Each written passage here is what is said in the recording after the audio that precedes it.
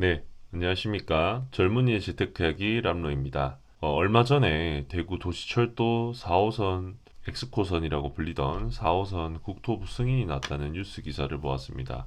심지어 정차역은 두 곳 늘려서 2030년에 개통한다는 기사였습니다. 사실 이 영상을 보시는 분들은 너무나 잘 아실 겁니다. 호재 중에서도 교통 호재의 파급력이 얼마나 큰지. 사실상 노선도를 보았을 때 진짜 대중교통 여건이 상대적으로 아쉬워서 시세가 죽어 있는 아파트가 제법 많았는데 이번 대구 4호선 개통을 통해 천지개벽을 할 위치도 몇 곳 보이기도 합니다. 대구에 큰 파장을 일으킬 대구 4호선에 대해서 오늘 간단히 한번 살펴보고요. 어떤 노선과 위치를 주목해야 할지, 그리고 우리가 어떤 점을 조심해야 할지 한번 알아보겠습니다. 먼저 누구나 기대하고 있는 큰 장점이죠. 4호선이 개통이 되면은 당연히 도심지로의 접근성이 매우 우수해진다는 것입니다. 여기서 도심지라고 한다면 대규모 직장이 몰려 있는 곳, 인프라가 매우 뛰어난 곳, 학원가가 즐비해 있는 곳 등에 많은 사람들이 살고 싶어 하고 가까이 있고 싶어 하는 도시들과의 접근성이 향상됩니다. 이런 점 때문에 당연히 상대적으로 거리가 멀어서 시세 조정이 되었던 지역들은 제 가격을 찾아갈 것이라고 생각을 하고요.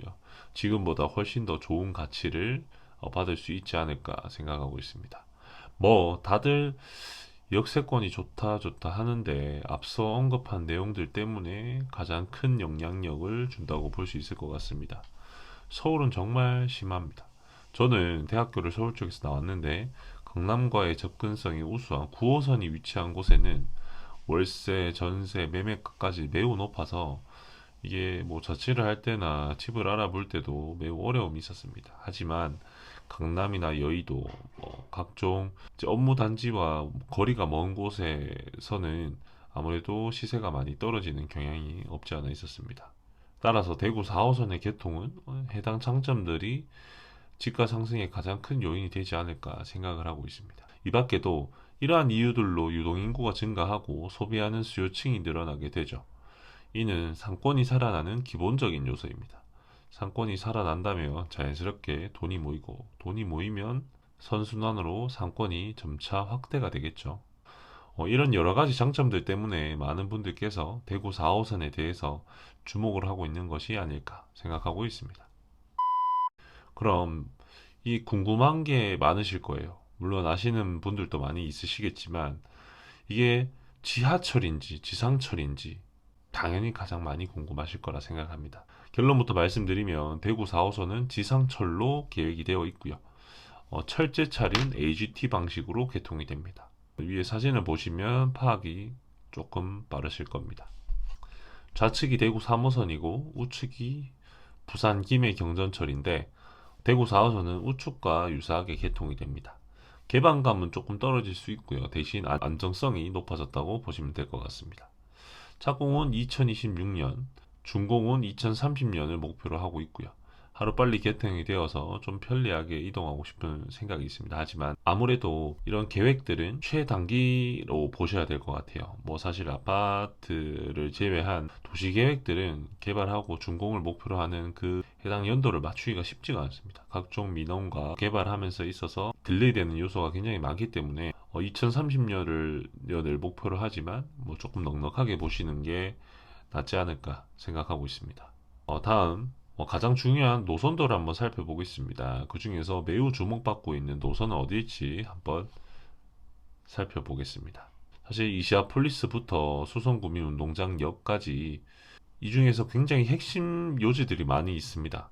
뭐 지하철이 없어서 그리고 지상철이 없어서 많이 아쉬웠던 요지들도 많고요.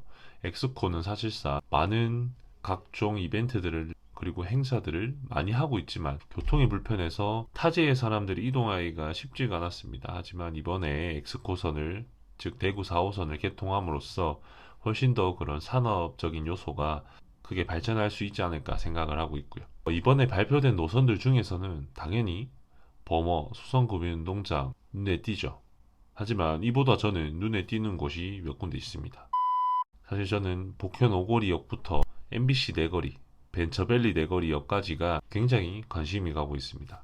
복현 오거리역, 경대 북문역, 경대교역, 공고 내거리역, 파티마 병원역, 동대구역, 벤처밸리 내거리역까지 입지적으로 매우 우수하나 지상 또는 지하철이 없어서 상대적으로 아쉬움을 나타내는 위치였습니다.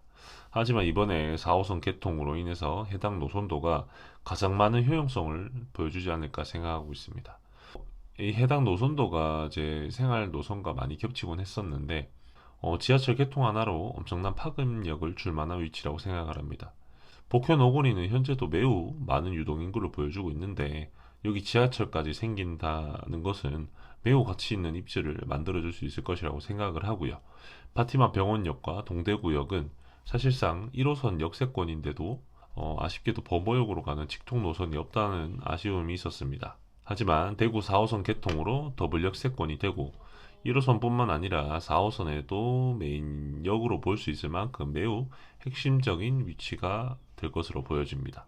공고내거리역 그리고 경대북문역, 경대교역 같은 경우에는 지하철만 있었다면 현재 상권이 우수하기 때문에 개발 가능성이 존재한다고 보여지고요. 특히나 더샵 디오엘로가 입주할 MBC 내거리, 벤처밸리 내거리역 같은 경우에는 그 분양 당시에 너무 훌륭한 위치인데 딱 아쉬운 게 역세권이 상대적으로 멀다는 것이었습니다. 하지만 이를 보완해 줄 수 있는 4호선을 통해서 그 아쉬운 부분마저 훌륭히 개선될 수 있을 것이라고 보여집니다. 이 외에도 전체적으로 현재까진 반월당, 명덕, 청라언덕의 중구 중심 한승역으로 위주로 이때까지 개발이 되어 왔는데요. 앞으로 동구와 수성구 핵심 요지에 환승역이 생김에 따라서 지금도 좋은 입지를 더 좋게 만들기도 했고 조금 소외받는 위치들을 어느 정도 수준의 상향 평준화 시키려는 노력이 보여졌습니다. 제가 예전에 말씀드렸던 인구 감소가 될수록 어쩔 수 없이 점점 도심지로 수요가 몰릴 것이다 라고 항상 누누이 말씀을 드렸었는데 대구 4호선을 보더라도 그 의견이 좀 더 확실해지고 있는 것 같습니다.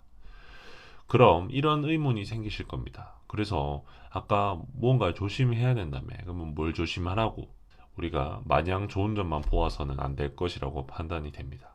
사실 빨대 효과라고 하죠. 각 위치마다 접근성이 우수해짐에 따라서 더 나은 상권으로 수요가 몰리는 현상입니다. 현재 서울은 강남으로의 접근성이 우수한 위치들이 굳이 자기 동네로 모임을 갖거나 쇼핑을 하지 않고 조금 이동하더라도 강남에서 많은 활동들을 하려고 합니다. 대구 4호선도 마찬가지죠. 분명 이미 우수한 상권들을 가진 노선들이 많기 때문에 빨대 효과로 인하여서 기존 상권 수요가 뺏길 지역도 몇몇 보입니다.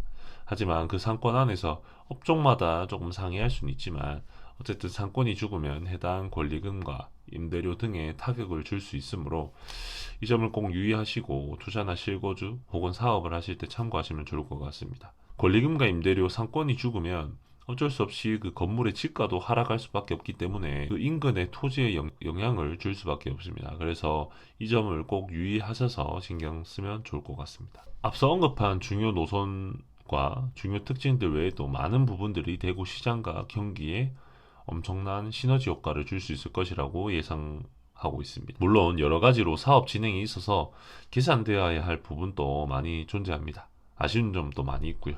하지만 저는 오히려 3호선보다도 주목을 많이 받고 있지 않나 생각이 들고요. 하루빨리 개통이 되어서 많은 시민들에게 편리함을 전달해 주었으면 좋겠습니다. 이 밖에도 현재 대구광역시에서 순환선, 3호선 연장 등과 같은 앞으로 교통 환경 등의 매우 우수한 개발 호재들이 많이 있습니다. 시기의 문제지 많은 관심을 가지고 지켜본다면 현재는 소외받았던 위치도 큰 변화가 올 수 있지 않을까 생각하고 있습니다. 이상 긴 영상 봐주셔서 감사하고요. 나가시기 전에 구독과 좋아요, 알림 설정 꼭 부탁드리겠습니다. 다음엔 더 좋은 영상으로 찾아뵙겠습니다. 감사합니다.